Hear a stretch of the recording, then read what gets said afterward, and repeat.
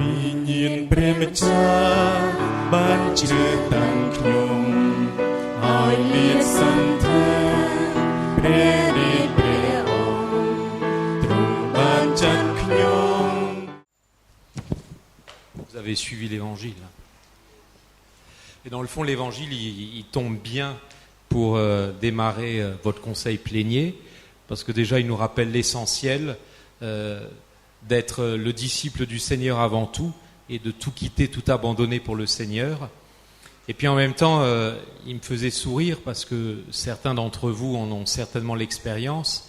On a beau s'asseoir pour préparer des projets, quand on arrive au terme du projet, il manque toujours un peu quelque chose.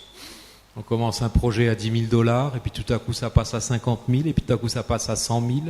On commence un projet à 2 millions, et tout à coup ça passe à 3 millions, et on ne sait pas ce qui s'est passé entre-temps. Et puis en même temps, et je pense que c'est ce que je voudrais partager avec vous, il faut faire confiance au Seigneur. Et dans le fond, quand je suis arrivé ici, c'était le plan du Seigneur, certainement. C'était pas le mien en tout cas.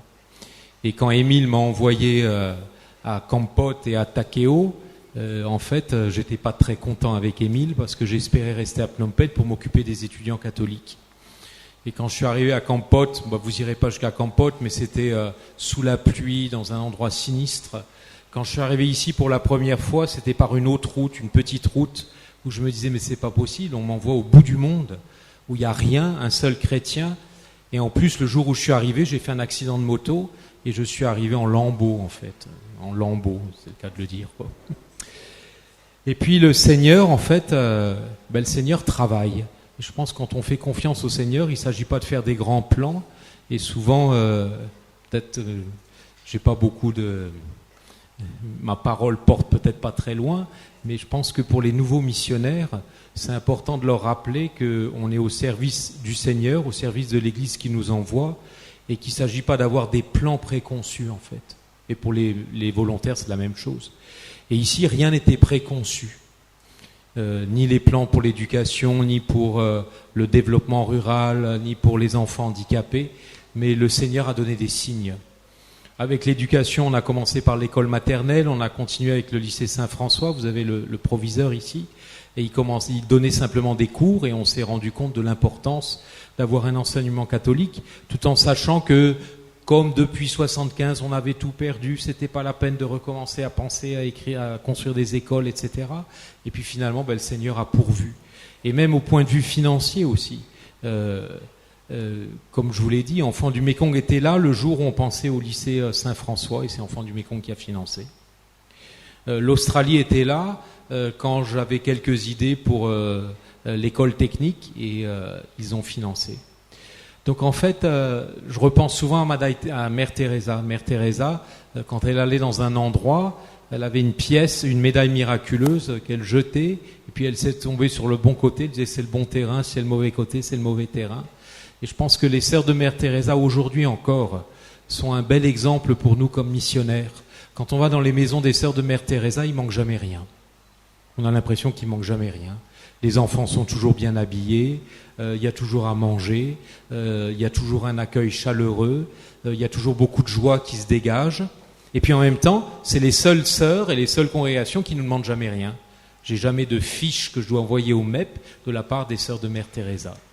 Et en fait, le Seigneur pourvoit. Alors, n'allez pas dire que maintenant, je suis en train de dire, écoute, Olivier, c'est bon, le Seigneur va pourvoir. Mais ce que je veux dire, c'est faire confiance au Seigneur. Et c'est tout le sens de cet évangile, et c'est tout le sens aussi de notre mission pour pouvoir annoncer l'évangile. Et ça porte des fruits. Ici au Cambodge, on a le bonheur et la grâce de vivre au temps des actes des apôtres, avec des communautés qui se fondent, qui se forment avec leurs difficultés, avec leurs joies. Et devant vous, vous avez une belle assemblée en fait. Parce que vous avez des enfants de chrétiens, vous avez des catéchumènes, vous avez des jeunes qui sont de l'école primaire, vous avez du collège, vous avez des professeurs, vous avez le centre d'artisanat, vous avez le centre des handicapés qu'on a visité tout à l'heure, vous avez l'école des beaux-arts qui sont habillés en noir. Vous avez un petit peu tout ici. Et en fait, c'est la beauté de l'Église et du peuple de Dieu qui rassemble dans sa grande diversité, mais au nom de Jésus. Voilà, donc on peut rendre grâce au Seigneur pour nos vies missionnaires, chacun dans nos lieux respectifs, pour nos églises, et rendre grâce pour l'église au Cambodge.